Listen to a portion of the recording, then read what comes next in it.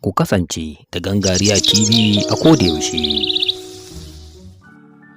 Wannan shine Raymond Olaruwaji Abbas, wanda aka fi sani da Hushpuppi. Ya kasance ɗan Najeriya ne da ya fice a wajen watsa hotuna da bidiyo na rayuwarsa ta ɗan karen tsada a kafar sadarwa Instagram, a inda yake da mabiya sama da miliyan 2.5. Haka a Snapchat ma yana da mabiya fiye da miliyan 1.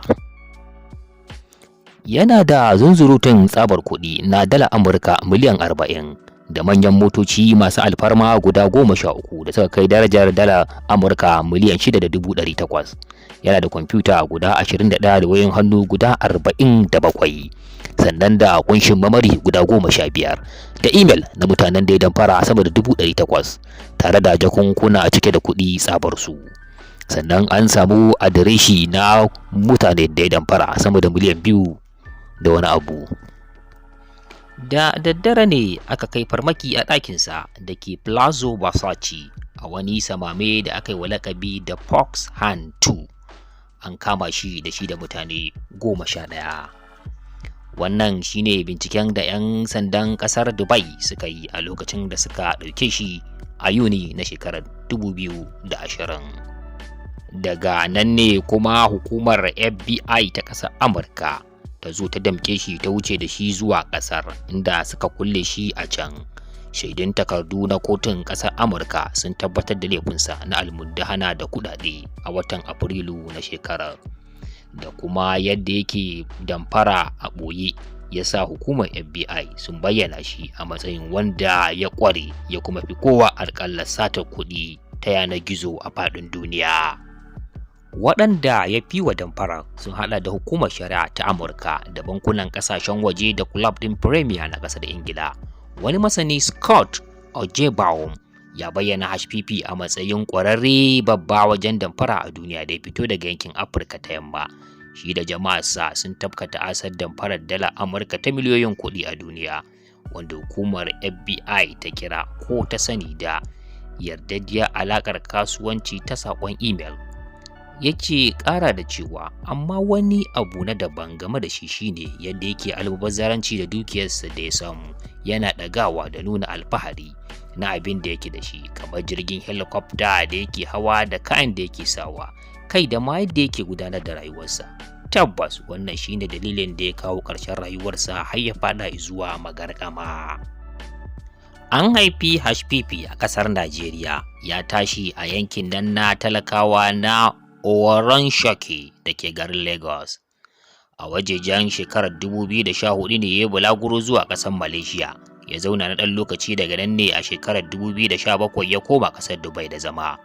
Wato yadda ya dinga kece rani da kuɗin da ya samu na damfara yasa ake tambayar wane irin madamfari ne shi Abbas ɗin nan ne?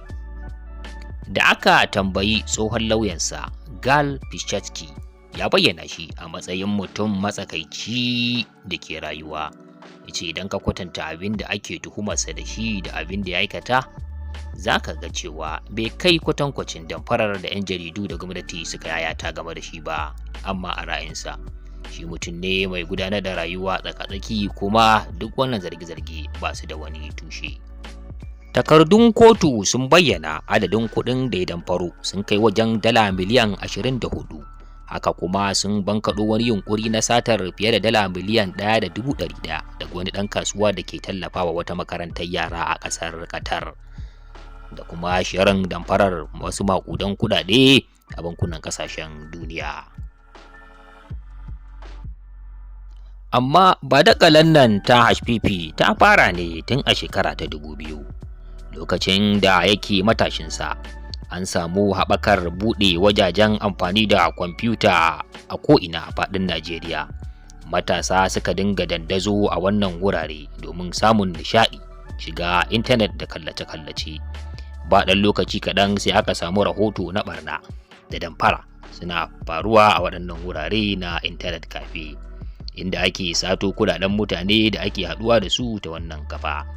Wani masani na harkar yanar gizo, Dr. Adedeji Oyenuga, ya nazarci waɗannan mutane da kuma halayyarsu, a inda ya ƙara mana haske da cewa damfara ta wannan hanya tana canjawa ne a kowane lokaci, saboda duk lokacin da wata hanya ta shahara mahukunta na ƙoƙarin daƙile ta, su kuwa sai su bar wannan su sake nemo wata sabuwar hanyar. Haka suke yi a koda yaushe.